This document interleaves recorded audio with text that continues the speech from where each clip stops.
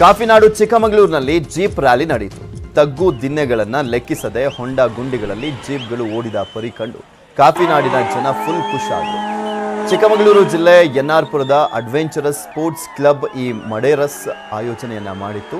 Mahindra, Bolero, gypsy, ಪಜೇರೋ, ಮಿತ್ಸುಬಿಶ್ ಸೇರಿದಂತೆ ನಾನಾ ರೀತಿಯ ಜೀಪ್ಗಳು ರೇಸ್ನಲ್ಲಿ ಭಾಗಿಯಾಗಿದ್ವು. ಕಾಫಿನಾಡಿನ ಜನರು ವೀಕೆಂಡ್ನಲ್ಲಿ ನಡೆದಂಥ ಈ ಅಡ್ವೆಂಚರಸ್ ರೇಸನ್ನು ನೋಡಿ ಸಖತ್ ಎಂಜಾಯ್ ಮಾಡಿದರು.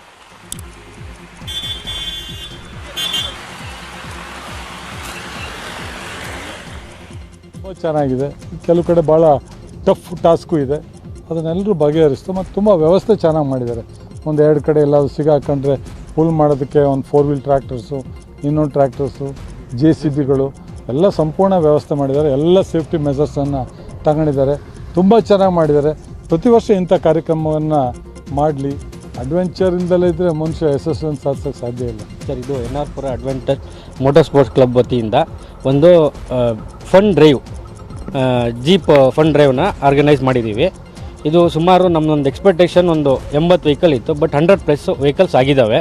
ಇದು ನಮ್ಗೆ ಖುಷಿ ತಂದಿದೆ, ನಮ್ಮ ಕ್ಲಬ್ಬಿಗೆ ಖುಷಿ ತಂದಿದೆ. ಹಾಗೂ ಇದು ಸೌತ್ ಇಂಡಿಯಾದಲ್ಲಿ ಈ ಇಯರಿನ ಕೊರೋನಾ ಆದಮೇಲೆ ಈ ಇಯರಿನ ಫಸ್ಟ್ ರ್ಯಾಲಿ ಆಗಿರುತ್ತೆ ಇದು.